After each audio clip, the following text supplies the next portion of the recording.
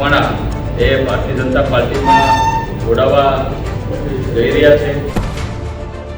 આજે મને વ્યક્તિગત કોઈ રાજકીય નુકસાન કરવા માટે થઈ અને આ ખોટો મુદ્દો ઉઠાવવામાં આવી ગયો છે. કોઈ ભારતીય જનતા પાર્ટીમાં જોડાવાનો નથી અને ક્યારેય જવાનો નથી. આ પહેલાં પણ મેં આનો ખુલાસો કર્યો હતો, આજે પણ હું કરી રહ્યો છું. આવા જે ફેક ન્યૂઝ ચલાવવા જઈ રહ્યા છે એની સાથે ટૂંક જ સમયમાં હું મારા પાર્ટીના શીર્ષ નેતૃત્વ સાથે વાત કરી, મારી લીગલ ટીમ સાથે વાત કરી અને એની ઉપર કાયદેસરના કાર્યવાહી કરવાના પગલાં અમે લેવા જઈ રહ્યા છીએ. ઉમેશ મકવાણા જે છે આમ આદમી પાર્ટી છોડી અને ભારતીય જનતા પાર્ટીમાં જોડાઈ રહ્યા છે એને હું ખંડન કરું છું. આજે બધા જ મીડિયા કર્મચારીઓનું હું આમ આદમી પાર્ટી તરફથી તમારું સ્વાગત કરું છું. છેલ્લા મીડિયાના મારફત મને જાણવા મળ્યું છે કે ઉમેશ મકવાણા એ ભારતીય જનતા પાર્ટીમાં જોડાવા જઈ રહ્યા છે.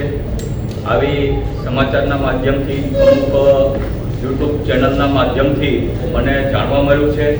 તો આ જે ન્યૂઝ જે છે એનું હું ખંડન કરું છું અને સાથોસાથ આવા જે ફેક ન્યૂઝ ચલાવવા જઈ રહ્યા છે એની સાથે ટૂંક જ સમયમાં હું મારા પાર્ટીના શીર્ષ નેતૃત્વ સાથે વાત કરી, મારી લીગલ ટીમ સાથે વાત કરી અને એની ઉપર કાયદેસરના કાર્યવાહી કરવાના પગલાં અમે લેવા જઈ રહ્યા છીએ.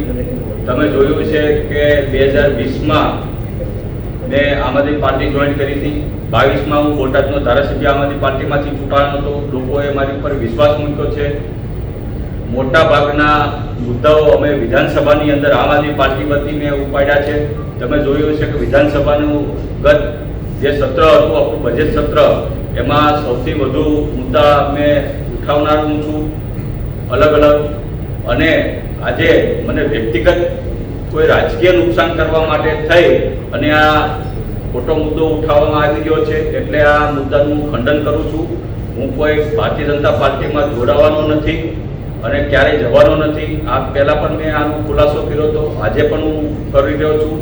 આમ આદમી પાર્ટી ગુજરાતની અંદર ખૂબ જ સારું કામ કરી રહી છે. ટૂંક જ સમયમાં ગુજરાતની અંદર અમારું આમ આદમી પાર્ટીનું નવેસરથી સંગઠન પણ નિર્માણ થવા જઈ રહ્યું છે અને 2027ની ચૂંટણી વિધાનસભાની આમ આદમી પાર્ટી પૂરા તાકાતથી લડવા જઈ રહી છે. સાથોસાથ જે સ્થાનિક સ્વરાજની ચૂંટણી જે છે એ પણ અમે મજબૂતાઈથી અમે લડવા જઈ રહ્યા છીએ. એટલે કે આ જે અફવા જે છે, ઉમેશ મકવાણા જે છે આમ આદમી પાર્ટી છોડી અને ભારતીય જનતા પાર્ટીમાં જોડાઈ રહ્યા છે એને હું ખંડન કરું છું. આવી કોઈ અફવા જે ફેલાવતી છે તો એને કાયદેસરની અમે લીગલની ટીમ સાથે અમે ચર્ચા કરી એની કાયદેસરની કાર્યવાહી કરશું. આ પ્રશ્ન ઊભો થયો એવું લાગી રહ્યું છે. માત્ર એક વિસાવદરની અમારી જે સભા થઈ પાર્ટી કાર્યકર્તાઓની, એમાં મારી હાજરી મારી નથી અને અમારા સાથી મારા ધારાસભ્ય સુધીરભાઈની પણ નથી. એટલે મેં મારી જે નથી હાજરી એનું મારું મેડિકલ આખું હેલ્થનો ઇસ્યુ હતો. મેં અગાઉ મારા પાર્ટીના શીર્ષ નેતૃત્વ સાથે વાત કરી હતી. એટલે કે ભાઈ મેં અને સુધીરભાઈએ અગાઉ આની રજા લીધી હતી. તો ખાલી એક માત્ર પાર્ટીના એક કાર્યક્રમમાં હાજરી ન આપવાથી ઉમેશ મકવાણા આમ આદમી પાર્ટી છોડી અને ભાજપમાં જોઈન કરે છે, એવા જો ન્યૂઝ ચલાવતા હોય તો એ ખરેખર નિંદનીય છે. જો ન્યૂઝ ચલાવવા હોય તો અદાણીનો ડ્રગ્સનો મુદ્દો ચલાવો, ખેડૂતોનો મુદ્દો ચલાવો, એવા કોઈ ન્યૂઝ ચાલતા નથી. પણ માત્ર ને માત્ર ઉમેશ મકવાણા આમ આદમી પાર્ટી છોડી અને ભારતીય જનતા પાર્ટી જોઈન કરે છે એવા ન્યૂઝ ચાલે છે. પણ ઉમેશ મકવાણાએ વિધાનસભાની અંદર ખેડૂતોનો અવાજ ઉઠાવ્યો, ગુજરાતની જનતા માટે મફત વીજળી કરવાનો મુદ્દો ઉઠાવ્યો. ઉમેશ મકવાણાએ ખેડૂતોને જે જીએસટી ઉપર, જે ખેત ઓજારો ઉપર જીએસટી નાબૂદ કરવાનો મુદ્દો ઉઠાવ્યા. તો આવા મુદ્દાઓ કોઈ ચાલતા નથી. પણ માત્ર ને માત્ર ઉમેશ મકવાણા એક સભામાં ગેરહાજર રહ્યા તો ઉમેશ મકવાણા આમ આદમી પાર્ટી છોડી અને ભાજપ જોઈન કરે છે. આવા જો વિષયો ચાલતા હોય તો એ ખરેખર દુઃખનીય છે. ગઈકાલે તમારી પર કેટલા ફોન થયા છે, એમાં કેટલા લોકોને તમે રિપ્લાય કર્યો છે? કારણ કે મોટાભાગના બધા ફોન એવા છે કે તમે કોઈ રિપ્લાય જ નથી કર્યો, બધાએ તમને ફોન કર્યા છે. કોઈ અહીંયા ઘણા બધા લોકો છે એમને ચોક્કસ મારે ઘણા બધા મીડિયા મિત્રોના ફોન આવ્યા હતા, મારા પાર્ટીના શીર્ષ નેતૃત્વના પણ ફોન આવ્યા હતા, એટલે તો મેં આજે આના માટે પ્રેસ કોન્ફરન્સ કરી છે. હવે વ્યક્તિગત બધાના ફોન ઉપાડીને હું બધાને જવાબ આપું એવો સક્ષમ નહોતો. મારે ઓછામાં ઓછા કાલે 100 વ્યક્તિઓના અલગ અલગ મીડિયાના કર્મચારીઓના ફોન આવ્યા હતા, અલગ અલગ પાર્ટીના કાર્યકર્તાના, મારા બોટાદથી અનેક સમાજના કાર્યકર્તાઓના પણ ફોન આવ્યા હતા. હવે બધાના ફોન હું જવાબ આપી શકું એ મારી તાકાત. કાલ મારા વાઇફને બાટલો ચડાવ્યો હતો, બરાબર, હું દવાખાનાના કામમાં હતો, એટલે બધાના ફોનના જવાબ આપી શકતો એવું મારે ઓલું સમર્થ હતું. એટલે આજે મેં તમારી પ્રેસ કોન્ફરન્સના માધ્યમથી હું આ જવાબ આપ્યો. ભાજપ સાથે જોડાવા મુદ્દે ક્યારે પણ તમારી વાતચીત થઈ છે? તમને ઓફર આવી છે, નથી આવી, શું સ્થિતિ? ભાજપ મુદ્દે કોઈએ મને કઈ ઓફર નથી કરી. મેં ક્યાંય કોઈ ભાજપના નેતા સાથે કોઈ વાતચીત મારી નથી થઈ અને ક્યારે મારે એની સાથે મીટિંગ પણ નથી.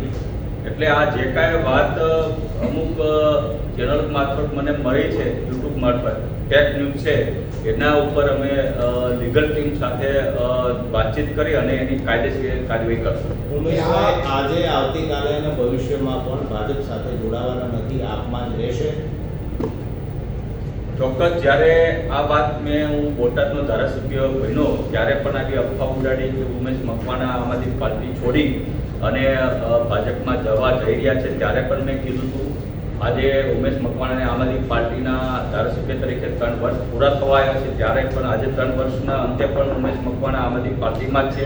હજી 2 વર્ષ પછી પણ ઉમેશભાઈ આમ આદમી પાર્ટીમાં જ રહેવા છે. ઉમેશ મકવાણા ક્યારેય તે આમ આદમી પાર્ટી છોડીને ભાજપમાં જવાના નથી. ઉમેશભાઈ, ગઈકાલે આ વિષય આવ્યો, એના પછી પત્રકારોએ ફોન કર્યા, સ્વાભાવિક છે તમે કામમાં હશો. તમારી પાર્ટીના નેતાઓનું પણ કહેવું છે કે અમારા ફોન રિસીવ નથી કર્યા, અમને પણ હજુ આમાં શંકા છે કે નથી તમારી પાર્ટી કોઈ ખુલાસો કરતી કે ઉમેશભાઈ નથી જવાના, અમારી સાથે જ છે. આજે મારી પાર્ટીના દિલ્હીથી આવેલા સહપ્રભારી શ્રી ગુલાબસિંહ યાદવ સાહેબ એ આપને થોડુંક માર્ગદર્શન આપશે. સાથે જ અમારા આસામના પ્રભારી દિલ્હીથી આવેલા છે રાજેશસિંહ, એ પણ આપને ખુલાસો આપશે. એટલે અમારા શીર્ષ નેતૃત્વ સાથે મારી વાતચીત થયેલી કે હું વિસાવદરમાં કેમ નથી થોડાક હોસ્પિટલના કામમાં હતો એટલે ફોન નથી ઉપાડી શક્યો અને વિસાવદરમાં નથી જઈ શક્યો. પણ એનો મતલબ એમ નથી કે ઉમેશ મકવાણા એ આમ આદમી પાર્ટી છોડી અને ભાજપમાં જાય છે. અત્યારે સંગઠનનું કામ ચાલી રહ્યું છે. બોટાદ સંગઠનનો જે તમારી સમસ્યા હતી એ શોર્ટ આઉટ થઈ ગઈ કે હજુ એમને મૂકી છે? નહીં, ખાલી બોટાદની વાત નથી. મેં કીધું એમ અત્યારે આમ આદમી પાર્ટી આખા ગુજરાતની અંદર નવું સંગઠન બનાવવા જઈ રહી છે.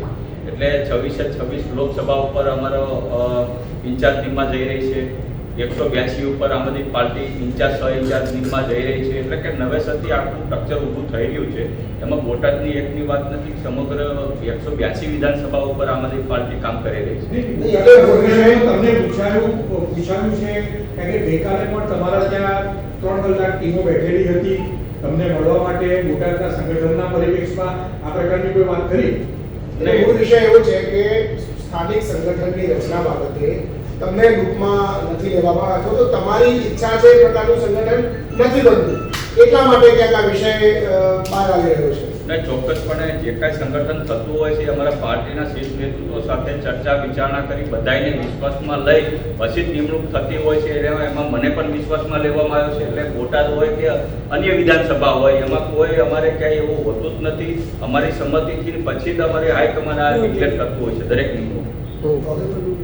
ગુલાબભાઈ તમને કહીશું.